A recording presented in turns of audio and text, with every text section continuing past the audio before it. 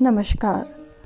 प्रभु राम के व्यक्तित्व और जीवन को समझने के इस प्रयास में आपका स्वागत है। यह वार्तालाप श्रृंखला राम को जानने, समझने और मन में बसाने के लिए है। इसमें मैं योगिता पंत अपने मार्गदर्शक एवं गुरु अनिल चावला जी के सम्मुख कुछ जिज्ञासाएं प्रकट करती हूँ और वे समाधान करते हैं। आइए इस वार्तालाप का आनंद लें। अनिल जी, बहुत बहुत स्वागत है आपका। नमस्कार। अनिल जी, पिछली बार हमने सुना कि सीता जी के साथ दिल दहलाने वाली घटना हुई। वो चीख पुकार मचा रही थीं, वो मदद के लिए पुकार रही थीं। उन्होंने पक्षीराज जटायु जी का भी नाम लिया। फिर उसके बाद कौन उनकी मदद के लिए आया? स्वाभाविक पक्षीराज जटायु वो वहीं आश्रम के सामने एक पेड़ पे सो रहे थे। उन्हें मालूम ही नहीं था क्या हो रहा है। अचानक जब उन्होंने अपना नाम सुना तो उन्होंने देखा ये क्या हो रहा है कि कोई सीता का हरण कर रहा है। वो पहचान गए कि ये रावण है और उन्होंने वहीं बैठे बैठे रावण को संबोधित करके वृक्ष से रावण को कहा। रावण था अपने रथ पे और जब अपने वृक्ष पे बैठे थे, इन्होंने कहा, हे रावण, मेरी बात सुन। मैं पक्षीराज हूं, मेरा नाम जटायु है, मैं राम के पिता का मित्र हूं और यहाँ मैं इसलिए बैठा हूं कि मैं सीता की सुरक्षा का ध्यान कर सकूं। और तू ये जो कर रहा है, तू जो जानता नहीं है कि तू क्या कर रहा है। ये जिस स्त्री को तू हरण करके ले जाना चाहता है, वे समस्त लोगों के नाथ राम, उस राम की जिनका पराक्रम इंद्र और वरुण के समान है, ये उनकी पत्नी है। तू जानता नहीं है क्या कर रहा है तू। इस तरह पराई स्त्री को स्पर्श करना ही पाप है। पराई स्त्री को स्पर्श करने वालों की जो गति होती है वो तू क्यों प्राप्त करना चाहता है? ऐसा पाप पूर्ण कार्य तू क्यों कर रहा है? तू राजा है। समस्त प्रजा तो राजा की ओर देखती है। धर्म, अर्थ, काम तीनों के मामले में जहां शास्त्र भी कुछ नहीं कहते, शास्त्र में कोई उल्लेख नहीं है कि कैसा किया जाए, तो प्रजा तो राजा को देखती है और जैसा राजा करता है वैसा अनुसरण करती है। तू इस तरह की ओछी हरकत करेगा तो तेरी प्रजा क्या करेगी? तुझे क्या कहेगी? तुझे ये शोभा नहीं देता कि तू इस तरह का काम कर। ये तू बहुत गलत कर रहा है। और राम वो बहुत पराक्रमी हैं, बहुत शक्तिशाली हैं, तो करके अपना अनर्थ कर रहा है। और वैसे भी राम ने तेरा क्या बिगाड़ा है? तेरे नगर में आके, तेरे राज्य में आके उन्होंने कोई अपराध किया और तुम उसकी सजा दे रहा हो, तो बात समझ में आती है। उन्होंने तेरा कोई अपराध नहीं किया है। और यदि तुम मन में ये वैर बैठा के बैठा है कि उन्होंने तेरे भाई खर को मारा, तो वो तो खर स्वयं बदला लेने आया था। बदला लेने आया था, उसने युद्ध के लिए ललकारा था और राम ने युद्ध में जैसा एक योद्धा करना चाहिए वैसा किया और उसमें खर मारा गया। तो इसमें राम का कोई दोष नहीं है। तुझे राम के प्रति ऐसा अपराध नहीं करना चाहिए। यह अपराध करके तू बहुत गलत कर रहा है। तू जानता नहीं है तू क्या कर रहा है। तूने तो एक कपड़े में एक विषधर सांप को पकड़ लिया है और तू सोच रहा है कि तूने बहुत अच्छा काम किया, विषधर सांप तुझे डस लेगा। तूने अपने गले में फांसी का फंदा डाल लिया है। तेरी मृत्यु निश्चित है अगर तूने ये काम किया। इसलिए मुझे तुझसे बस इतना ही कहना है कि ये मत कर ऐसा ओछा कार्य जिससे तेरे और तेरे परिवार, तेरे कुल, तेरे राज्य सबका सर्वनाश हो जाएगा। ऐसा ओछा कार्य मत कर। सीता को छोड़ दे। और यदि तू मेरी बात नहीं मानेगा तो फिर मुझे कुछ करना पड़ेगा। हाँ, ये निश्चित है कि मैं बहुत वृद्ध हो चुका हूं और तू जवान है, तेरे पास सब अस्त्र शस्त्र हैं, मेरे पास तो कुछ नहीं है। लेकिन फिर भी तू मेरे सामने सीता को ऐसे नहीं ले जा सकता, यह संभव नहीं है। चाहे मुझे अपने प्राण देने पड़े, मैं अपने प्राण दे दूंगा, पर तुझे ऐसा कार्य नहीं करने दूंगा। तो ये प्रयास करेगा तो इसमें निश्चित ही तुझे हानि होगी। हो सकता है तू उसी मार्ग पे चला जाए जिस पे तेरा भाई खर गया है। तो यदि तेरा हठ है कि तू सीता का हरण करेगा तो मुझसे युद्ध कर, और मैं तुझसे युद्ध करूंगा, और जो भी होगा परिणाम उसके अनुसार देखा जाए, पर मेरे से तुझे युद्ध करके ही तू सीता को लेके जा सकता है। तो फिर जटायु के समझाने का तो रावण पे शायद ही असर हुआ होगा। तो फिर जटायु रावण का युद्ध हुआ। बिल्कुल, युद्ध के लिए ललकार दिया, और रावण तो अपने अहंकार में चूर। क्या सही है, क्या उचित है, क्या अनुचित है, क्या धर्मानुकूल है, इससे कोई उसे लेना देना नहीं। एक वृद्ध उसे समझा रहा है, उससे भी कोई लेना नहीं। रावण ने कहा कि ये पक्षी मुझे क्या बिगाड़ेगा। ने धनुष उठाया और दनादन एकदम बाणों की बौछार कर दी, जिससे पक्षीराज जटायु आहत हुए। उनको बाण लगे, पर वे भी प्रतिज्ञ थे, बिल्कुल मुझे युद्ध करना है। वो उन्होंने अपने पंजों से वार किया और रावण का धनुष तोड़ दिया। रावण का धनुष तोड़ने के बाद रावण ने दूसरा धनुष उठाया, उन्होंने वो धनुष भी तोड़ दिया। फिर इसके बाद आक्रमण किया, और रावण ने जो कवच पहना था, जो कि बहुत चमक रहा था, बहुत महंगा और बहुत विशेष कवच था, इन्होंने उस पे वार करके उस कवच को तोड़ा। कवच को तोड़ देने के बाद फिर इन्होंने रावण के जो रथ था उसमें बहुत शक्तिशाली गधे जुटे हुए थे, तो इन्होंने उन सब गधों को मार दिया।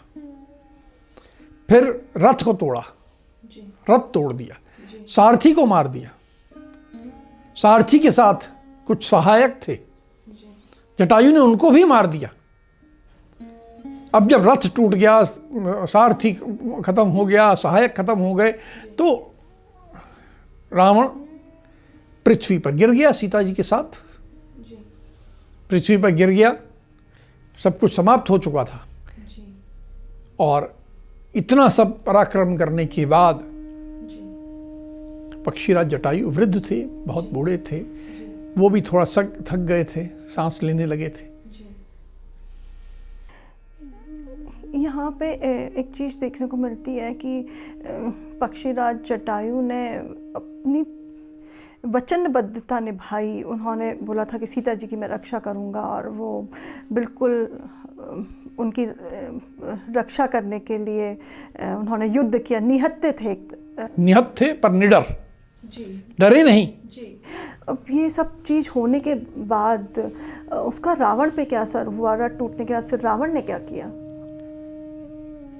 रावण ने देखा कि अब ये वृद्ध पक्षी जो है थक गया है। उसने कहा अरे ये तो बहुत अच्छा हो गया, ये थक गया। एक शूरवीर की तरह आगे युद्ध करने के स्थान पे रावण ने भागना उचित समझा कि अब मैं भाग लूं, यहां से सीता को अपने साथ लूं और भाग लूं। रावण मायावी था, वह आकाश मार्ग से जानता था कैसे किया जाए, कि उड़ते हुए मैं कैसे एक स्थान से दूसरे स्थान चले जाऊं। तो उसने सबसे उचित यही सोचा कि मैं सीता को अपनी कमर पे उठाऊं अपने साथ, एक बाजू में दबा के, और वहां से उड़ लूं। अब उसके पास कवच नहीं था, धनुष नहीं थे, बाण नहीं थे, सारथी नहीं था, रथ नहीं था, कुछ नहीं था। केवल उसके पास जो बचा था, जो उसकी कमर में तलवार लटकी थी, बस वो तलवार थी। और उसने भागने का निर्णय लिया कि मैं यहाँ से भाग लूँ। तो ये रावण को भागते देख फिर जटायु, पक्षीराज जटायु ने क्या किया? उन्होंने देखा कि ये भाग रहा है, तो उन्होंने रोका, सामने आ गए और कहा कि कहाँ भाग रहा है, क्या कर रहा है तू जिसे अपने साथ ले जा रहा है, ये वो सामान ले जा रहा है जिससे समस्त राक्षसों का सर्वनाश हो जाएगा, जिनका वध हो जाएगा। तू क्यों कर रहा है? मत कर। अभी भी समझा रहे हैं उसको, इतने युद्ध के बाद भी, कि ये मत कर। समझ कि राम और लक्ष्मण बहुत बड़े योद्धा हैं। राम ने अकेले तेरे 14,000 राक्षसों को मारा है, और लक्ष्मण तो राम के बराबर ही समकक्ष योद्धा हैं। अभी तो वो तो युद्ध में आए ही नहीं थे, अकेले राम ने मारा था। तू समझ। और तू पढ़ा लिखा है, तुझे ऋषियों से ज्ञान प्राप्त हुआ है, फिर तू ऐसा क्यों कर रहा है जैसे कि लोग करते हैं जो कि अज्ञानी होते हैं, जिन्हों अपने कर्मों का फल नहीं मालूम होता है, जो कर्मों के फल की चिंता नहीं करते हैं, और फिर जब कर्मों का फल आता है और वो नष्ट हो जाते हैं तो शोक करते हैं। ऐसा क्यों कर रहा है तू? मत कर। समझ कि तू जो कर्म कर रहा है वो बहुत ऊंचे दर्जे का कर्म है।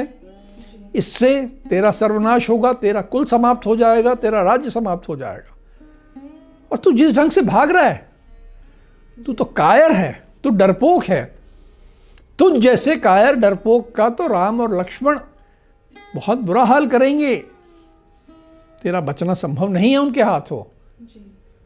और यदि तू अपने आप को शूरवीर कहता तो भाग मत, मुझसे युद्ध कर। अनिल जी, जटायु घायल होने के बावजूद भी समझा रहे थे, समझाने का प्रयास कर रहे थे रावण को। रावण समझा तो नहीं होगा, तो फिर क्या हुआ उसके बाद? जहाँ तक जटायु थे वो तो युद्ध में थे, और बातचीत करके समझाने का उन्होंने प्रयास किया, क्योंकि उनको कर्तव्य था। केवल युद्ध इसलिए कि उनका कोई रावण से शत्रुता हो, ऐसा नहीं था। वो तो केवल एक उद्देश्य था कि रावण एक गलत काम कर रहा है, उसको रोकना है। इसलिए उन्होंने समझाने का प्रयास किया। जब रावण नहीं समझा और फिर भी उसने प्रयास किया कि मैं भाग चलूं, तो वो आकाश मार्ग से जाने का प्रयास कर रहा था। जटायु भी पक्षी, बहुत शक्तिशाली पक्षी, तो ये उसके ऊपर से उसकी पीठ पे वार करने लगी, उसके बालों को नोचने लगे, उसके पीठ पे से उसका मांस नोचने लगे, उसके अपने पंजों से, अपने नाखून से उसका मांस नोचने लगे। तो रावण बहुत उसको पीड़ा हुई, कष्ट हुआ, तो वो नीचे उतर गया और सीता को अपने एक हाथ से जो पकड़ा हुआ था एक तरफ रखा, और अब वो पक्षीराज जटायु से हाथ से युद्ध करने लगा, उनको मुक्के मारने लगा, झापड़ मारने लगा, जो कर सकता था अपने हाथों से युद्ध करने लगा। पक्षीराज भी कम नहीं थे, उनके मन की शक्ति भी थी, वृद्ध थे लेकिन मन की शक्ति थी, इसलिए वो लगातार चोट किए जा रहे थे। रावण को उन्होंने लहूलुहान कर दिया था। रावण बहुत पीड़ा में था, बिल्कुल ऐसा लग रहा था कि पक्षीराज जो है कहीं उस पर भारी भी पड़ रहे हैं। फिर रावण को ध्यान आया कि मेरे पास तो तलवार भी है, तो उसने तलवार निकाली और तलवार से पक्षीराज जटायु के पंख, पैर काट दिए, उनके बाकी शरीर पे भी खूब चोट पहुंचाई। तो बिल्कुल लहूलुहान होके पक्षीराज जमीन पर गिर पड़े।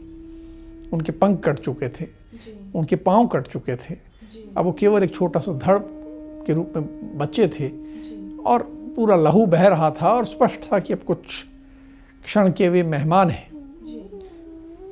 उनको देखकर सीता एकदम द्रवित हो गई। उन्होंने देखा कि कैसे इस मेरे ससुर के मित्र ने जी अपना इतनी बहादुरी से मेरी रक्षा करने के लिए अपना ये सर्वोच्च बलिदान दे रहा है।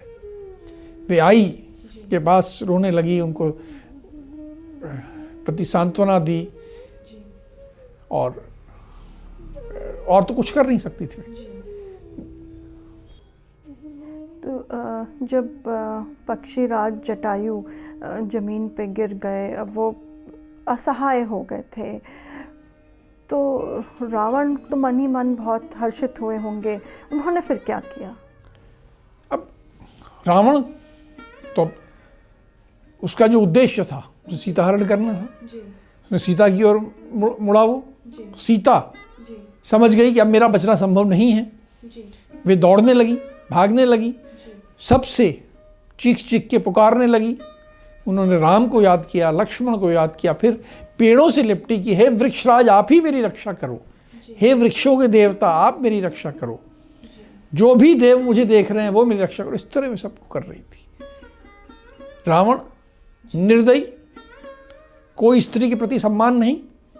उसने जाके उनके बाल पकड़े और घसीटा और कमर के नीचे हाथ देते हुए गोद में उठा लिया और फिर उड़ चला। सीता के आभूषण सब छिन्न भिन्न हो गए थे, कुछ टूट के गिर भी गए थे और कपड़े अस्त व्यस्त हो गए थे। वो रोए जा रही थी, चिल्लाए जा रही थी और रावण उन्हें ले हुए आकाश मार्ग से उड़ता जा रहा था। जब रावण आकाश मार्ग पे ले जा रहा था सीता जी को, तो कुछ आकाश मार्ग में कुछ घटना हुई? सीता जी ने किसी को देखा? हाँ, अब सीता जी रो रही थी, अपनी सुध-बुध खो चुकी थी, लेकिन फिर भी उन्हें ध्यान था कि मेरे स्वामी राम और उनके भ्राता लक्ष्मण मेरी रक्षा करने के लिए आएंगे। लेकिन वो कैसे आएंगे, उन्हें कैसे पता चलेगा, ये एक बड़ी, और ये भी कैसे मालूम पड़ेगा कि मेरा अपहरण हुआ है। कहीं ऐसा ना हो कि सोचे कि सीता भाग गई, क्योंकि कोई बताने वाला तो था नहीं। उस बियावान जंगल में एकमात्र साक्षी जो थे जटायु, पक्षीराज जटायु, वो तो सीता को लगा कि जब तक राम आएंगे शायद वो प्राण त्याग चुके होंगे, तो इसलिए पता ही नहीं चलेगा। तो अब उनके मन में ये चिंता थी कि मैं कैसे बताऊं। आकाश से उड़ती जा रही हैं, एक स्थान पे पर्वत पे उन्हें कुछ लगा कि ये 3-4 विशाल वानर बैठे हुए हैं। तो सीता ने उस समय अपनी तात्कालिक बुद्धि का बहुत अच्छा प्रमाण दिया।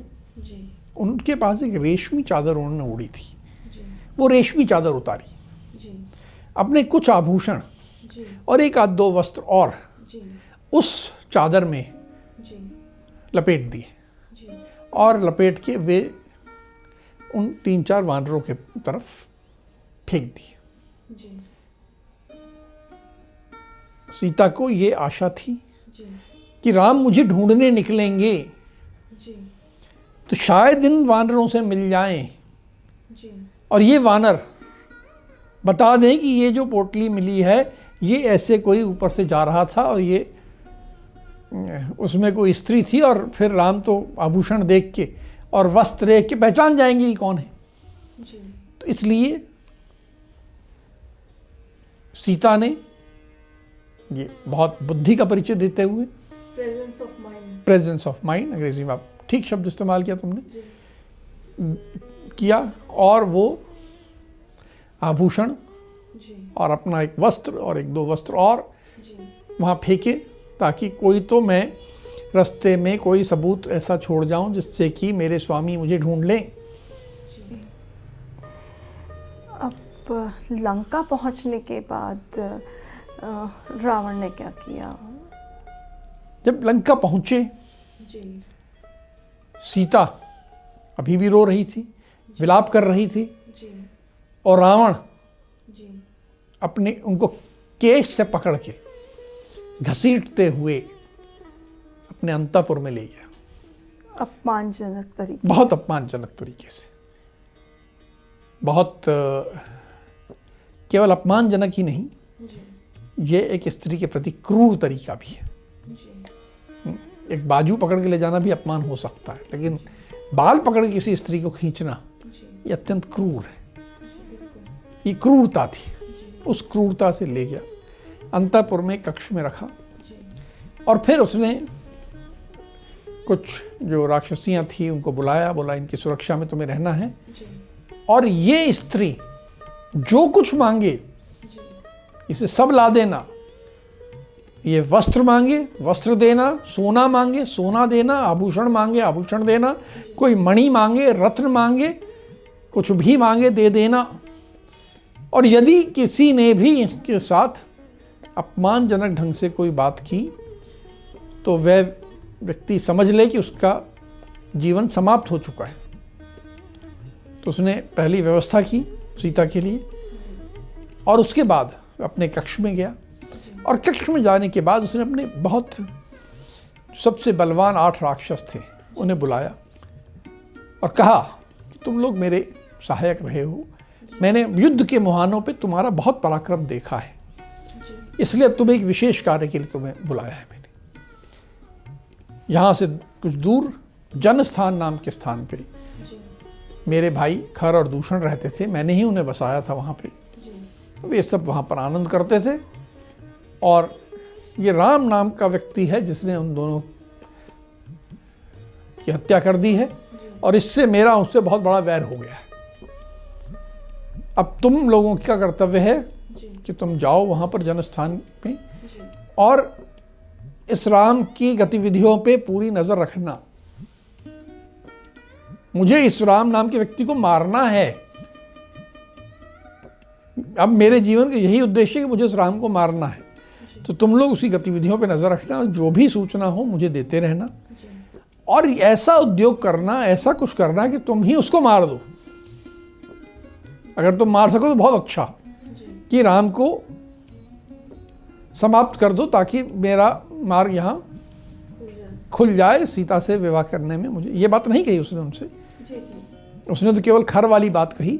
और इस तरह करके रावण ने एक तरफ सीता का अपहरण किया, और दूसरी तरफ अपने लोग इस काम के लिए लगा दिए कि राम को मार दिया जाए।